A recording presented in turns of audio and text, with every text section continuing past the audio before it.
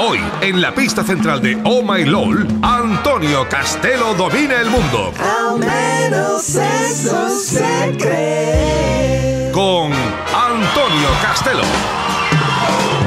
Te voy a hablar, Juan Carlos, de una persona que si quisiera podría enterarse del contenido de los WhatsApps que se mandan ahora mismo Esperanza Aguirre y Carmona, por ejemplo.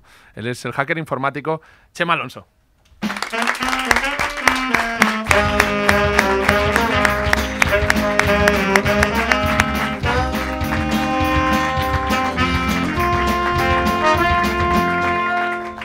¿Qué tal, Chema? Uy, espera, que faltaba un trozo. ¿A quién le interesan esos WhatsApp? Esos WhatsApps, bueno, esos WhatsApps son ahora mismo a mí, y a Juan Carlos. Juan Carlos, ¿no te gustaría saber qué están comentándose por WhatsApp? Lo sabes ya. Lo sé. Sí. Lo sabes, ¿no?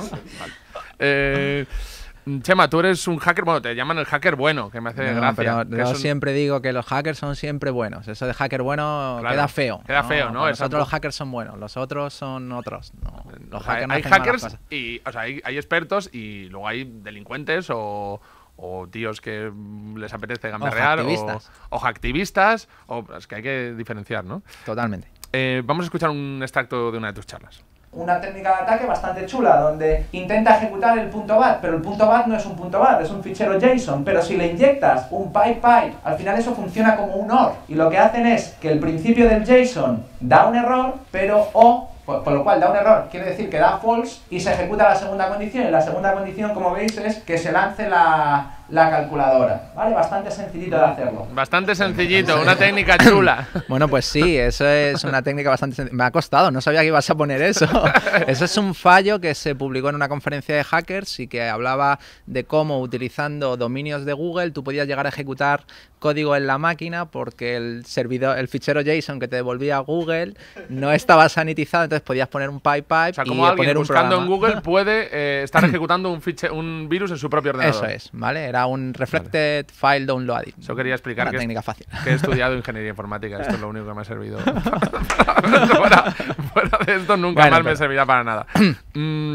Por ejemplo, estaba mirando unas herramientas que tú has desarrollado, se llama Forensic Foca, que sirve para hacer un análisis forense de un ordenador. La foca. La foca. O como decía el Tito en sí, el que te foca. Sí, el que te foca. El que te parte la boca. Sí, sí. Bueno, la herramienta vale para muchas cosas. Esa es un... ¿Te gusta, Juan Carlos? Sí, yo solo me dedico a sí. esto, ¿eh? O sea, todo lo otro, nada. O sea, soy... Bueno, a estar con Esperanza Aguirre me estáis rejuveneciendo. Llevo la parte de James Bond, pero solo la de beber y follar. Toda la de cultura bueno, no... Lo de la herramienta esa de los metadatos, y aquí Juan Carlos se tiene que aplicar también el cuento. ¿En serio? Consiste en extraer la información oculta de los documentos ofimáticos, ¿vale? Y aquí en España hemos visto un montón de casos de corrupción política y de políticos ¿Por teniendo... ejemplo? Bueno, pues Esperanza Aguirre, por ejemplo. Ay, En el PP con los metadatos se lleva muy mal, ha tenido varios casos. El primero, el de Esperanza Aguirre, fue en el año 2012, cuando el déficit de Cataluña iba a ser anunciado y era muy malo. Que la Comunidad de Madrid esperó a que lo anunciara Cataluña y como era muy malo, el de Madrid era malo, pero era menos malo y gestionaron el ruido mediático y le preguntaron que por qué no lo había publicado antes y dijo, no, yo lo he publicado en cuando lo teníamos, pero mirando los metadatos se vio que el fichero había sido creado 2 días antes del déficit de Cataluña. Hubo otro caso muy divertido en las elecciones generales del 2011 con el programa electoral del PP. Son los tipos de mentiras que pasan desapercibidas, pero que en realidad son cosas muy graves, ¿no? A nosotros nos hace mucha gracia. En el 2011, el programa electoral del PP era un fichero PDF y que tenía metadatos. Entonces, cuando extraían los metadatos, el título del documento se llamaba Viaje de Javier Arenas a San Sebastián. O sea, que habían reutilizado... ¡No! pero lo mejor fue que el autor del documento era un chaval que se llamaba Javier no sé qué, que mirando en su perfil de LinkedIn era becario de las FAES. Entonces el titular fue el programa del PP para salir de la crisis lo publica el becario, ¿no? Que quedaba bastante feo. Explícame qué es el hacktivismo. Bueno, el hacktivismo es como cualquier tema activista político e ideológico, ¿no? Hay gente que con sus conocimientos de técnicas hacking pues comete intrusiones en sistemas informáticos pues para hacer un defacement, que es cambiar la web. En el año 2011 tuvimos muchísimo. En todas las elecciones hay hacktivismo de cualquier ideología, no son de una ideología u otra. Hemos visto que cuando se hizo el referéndum en Cataluña, se atacaron los servidores, que salió Artur Mas diciendo que había habido ciberguerra, ni mucho menos. Ciberguerra, un cibercabreo de alguien que se había enfadado y ya está. Y eso es el hacktivismo, ¿no? Gente que comete delitos o técnicas hacking tipificadas como delito para defender sus ideales. Pero, por ejemplo, estaba mirando, en la revolución de Egipto el gobierno desenchufó Internet y activistas dieron cobertura a Internet, que fue fundamental para esa revolución. Totalmente. Bueno, allí hay mucho que hablar de lo de la primavera árabe, porque hubo un grupo hacktivista que se coló en una empresa americana que se llama HB Gary, que trabaja para el gobierno de Estados Unidos en temas de seguridad. Y pues bueno, pues entre los documentos que salían... Mira la cara de Juan Carlos, está ahí apuntando todo. Este tema... Que tenían grupos de psicólogos para manipular opiniones en Facebook. Y ¿En serio? Sí, claro. Y se especula que muchas de las cosas que pasaron allí en la primavera árabe fueron incentivadas por poner la chispa adecuada en el lugar adecuado en Facebook, ¿no? Siempre que hablo contigo... Te asustas. Me da miedo el mundo. Es que en serio. Me ciberacojonas. Me ciberacojono, sí. Sí, me dan ganas de apagar el móvil y ir a un bar. No, hombre, déjame el móvil tú. No, déjalo. Además, que tú necesitas apagar el móvil para ir a un bar. Totalmente. Porque tú ya sabes que el Tinder está conectado 24/7. Bueno, te ha contado la Tinder, te tengo que contar una historia muy buena con Tinder. Sí, es ¿con de lo Tinder? mejor. Sí, con Tinder, Venga, te va a encantar.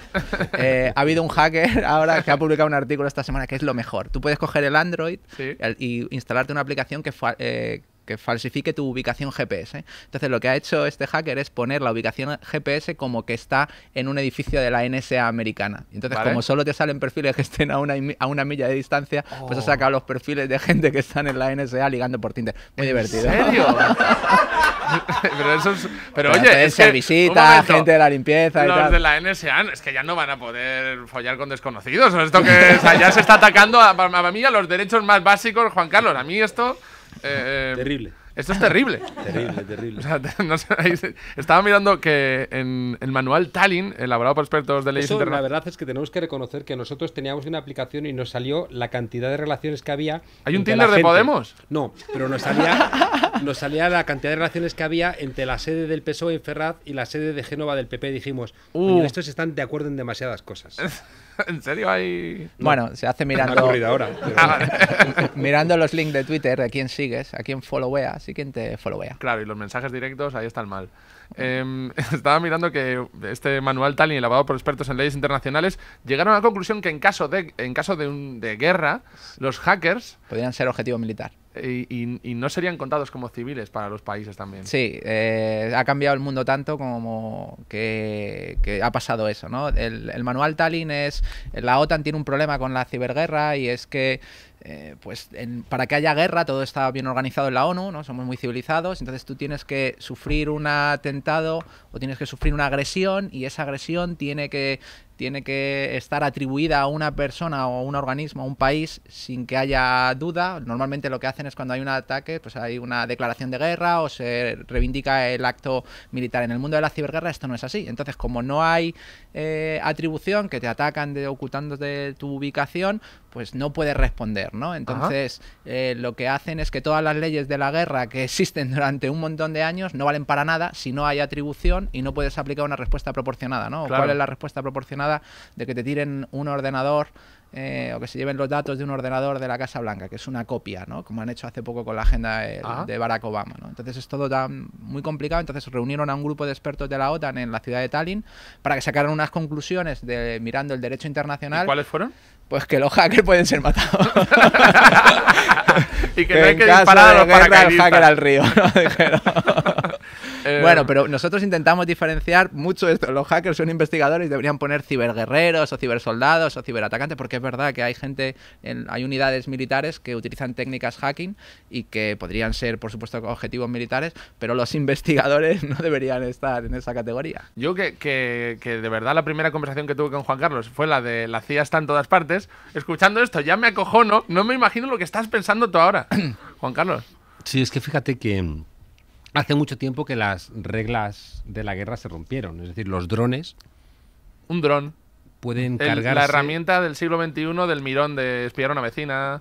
Bueno, pero aparte de espiar a una vecina, el problema es que te puedes cargar a una familia entera, como hace constantemente Estados Unidos, o cargarte a periodistas, o cargarte a quien sea. Es decir, Assange, Snowden, Manning, son gente que nos han comunicado las barbaridades que hace el ejército estadounidense y están los tres con profundos problemas con esta potencia. Bueno, ¿no? Es decir que... Edward Snowden le ha salido medio bien, ¿no? Edward Snowden... ¿En serio?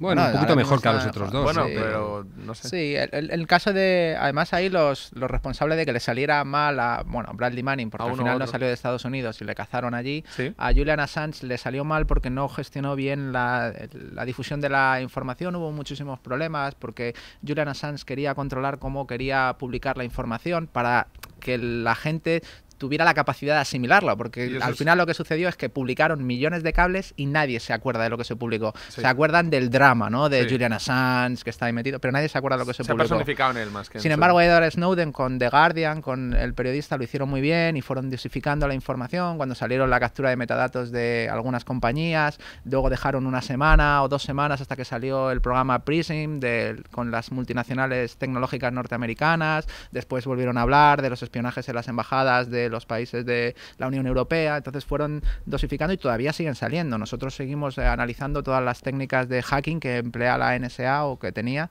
para espiar los países y siguen apareciendo, ¿no? Entonces esa dosificación ha ido que se haya ido asimilando bien. Y además hay una cosa muy curiosa que yo tengo claro, y es que durante este año y medio hemos vivido una pantomima internacional de políticos muy divertida, porque en el momento que se llevan los primeros documentos y salen a la luz pública, la NSA sabe todo lo que va a salir, ¿no? Entonces, lo que no van a esperar es que cuando sale que habían estado espiando a Rajoy y que había en la embajada española, que haya una reacción en caliente. Entonces, yo supongo que 6 meses antes se reúnen con los políticos y le dicen, oye, no sabemos cuándo, pero va a salir esto...